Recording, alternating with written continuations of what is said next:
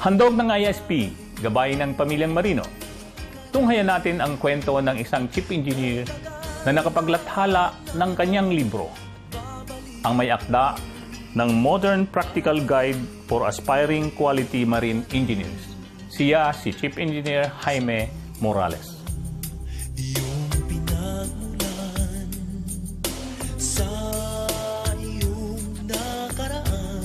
Noong 1983, kasi na-inspire ako doon sa aking kapatid na panganay.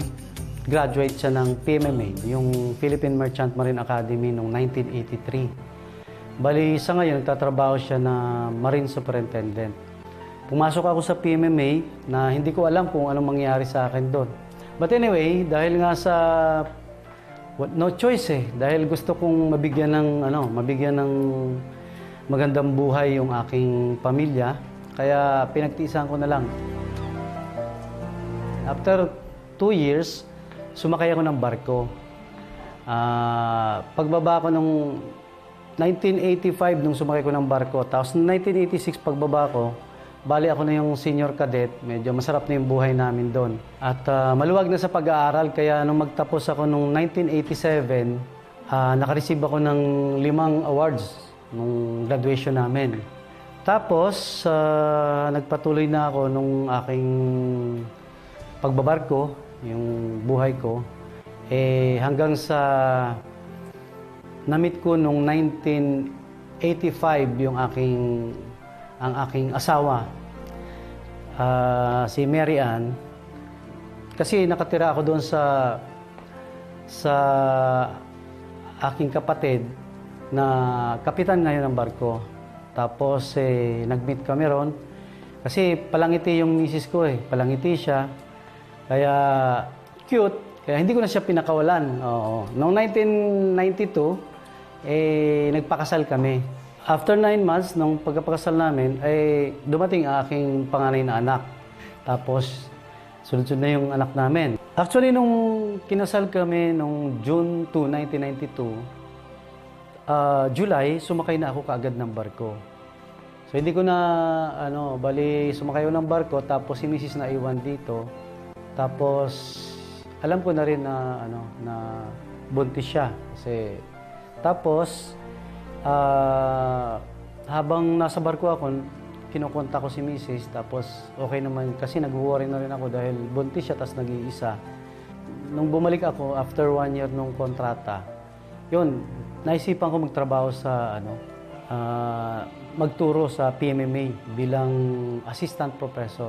Oo. At the same time, nag-offer ng first batch ang PMMA ng master's degree, yung Master in Shipping Business Management. So, nag-enroll ako ron.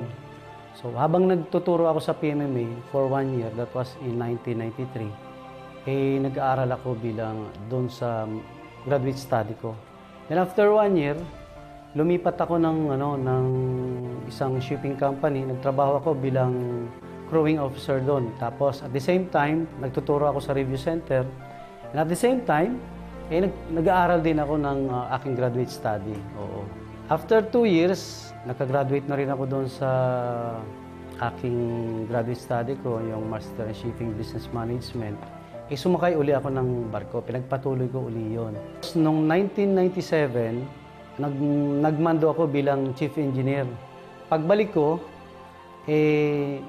nagtrabaho bilang instructor sa Norwegian Training Center, Manila. Then, sumasakay ako ng barko. Doon na nangyari yung pagsasakay ako ng barko, 4 months. Then, after 4 months, babalik ako sa Norwegian Training Center. Yung setup na yun, tumagal ng almost 18 years.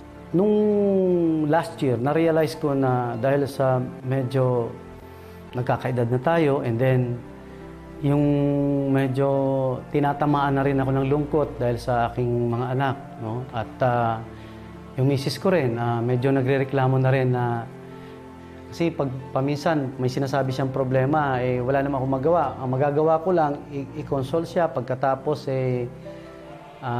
i-monitor na lang na masusolve din yung problema. Bali, puro advices lang ang pwede kong sabihin. Kaya nung last year, bali, nag-decide ako na, sabi ko, hinto na lang ako magtrabaho sa barko at mag full-time na lang ako sa Norwegian Training Center. And at the same time, pwede ako gumawa ng ibang mag-sideline sa ibang mga trabaho na hindi naman related sa training. Yung business ng misis ko, pwede ko siyang tulungan kasi sa ngayon, meron kaming travel agency, no? Tapos, janitorial service. At meron kaming maliit na butika dyan. Malapit lang din dito sa bahay namin. Last year, nung pagsakay ko nung September, nabalitaan ko, malakas yung issue na yung European community, i-recognize yung mga certificates ng mga Filipino officers, deck officers, and engine officers. Kaya nag-worry ako.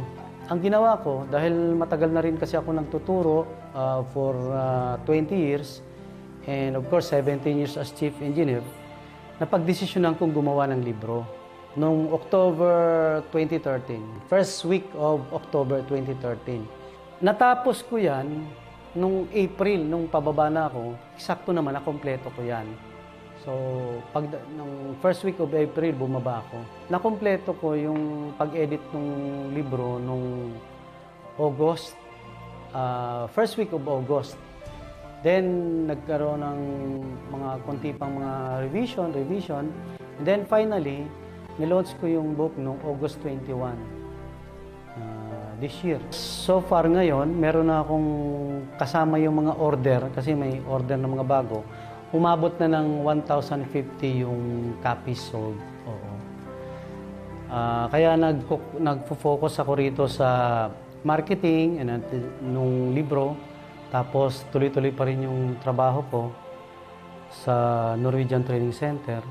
Kaya so far naman okay naman yung aking kalagayan dito. Nakaka-survive naman kasi sa ngayon, na ako bali 7 months na hindi ako sumasakay. And so far, pag medyo lumakas yung benta ng libro, pagkatapos yung gumanda yung kalagayan ng mga iba naming businesses, siguro naman sapat na yun para hindi na ako sumakay ng barko. Lagi kami nag-uusap na sabi ko, hindi habang buhay malakas tayo, ganyan. So, nung nasa barko pa siya, may kaunti kaming natatabi, ini-invest ko yun. Kinuhanan ko siya mga insurance for retirement namin. So, aside doon, before my stocks din kami. Ayun. Kasi sabi ko, pag ang pera kasi nasa kamay mo lang or nasa bangko, madali din siya pwedeng mahiram or minsan naman madali. Pag nag-withdraw ka, may kailangan, di mo mahihindian. Meron din kaming kondong isa. Umuupa din ngayon kasi hindi naman ganun kadami ang pera naman nila, di ba? Saka alam mo naman ang seaman pag nandito, wala naman silang income. Maganda rin naman sa kanya kasi kahit papano may nag-o-office siya.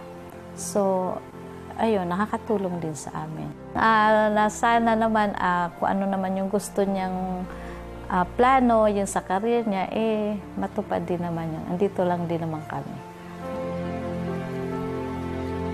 Sa ngayon, masabi kong tagumpay na ako sa aking buhay dahil medyo na-achieve ko na yung gusto kong mangyari sa aking profession, pati na rin sa aking personal na buhay.